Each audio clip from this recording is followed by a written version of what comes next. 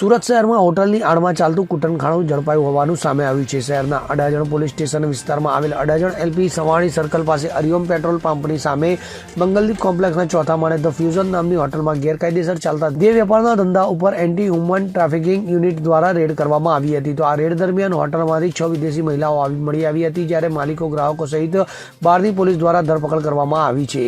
ત્યારે આ હોટલના માલિકની પણ ધરપકડ કરવામાં આવી હતી। તો હોટલનો માલિક પોતાની હોટલમાં પોતાના આર્થિક ફાયદા માટે મહિલાઓ પાસેથી ગેરકાયદેસર દેહ વેપારનો ધંધો કરાવી તે ધંધા થકી પોતાનું કમિશન કાઢી લેતો હતો। તો રેડ દરમિયાન રોકડા રૂપિયા, મોબાઈલ, લેપટોપ મળી કુલ 4.93 લાખનો મુદ્દામાલ જપ્ત કરવામાં આવ્યો છે।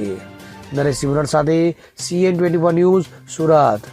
હવે જુઓ દેશ દુનિયાની તમામ ખબરો તમારી આંગળીના ટેરવે। ઉઠાવો મોબાઈલ અને ગૂગલ પ્લે સ્ટોર પરથી ડાઉનલોડ કરો અમારી CN24 ન્યૂઝ મોબાઈલ એપ।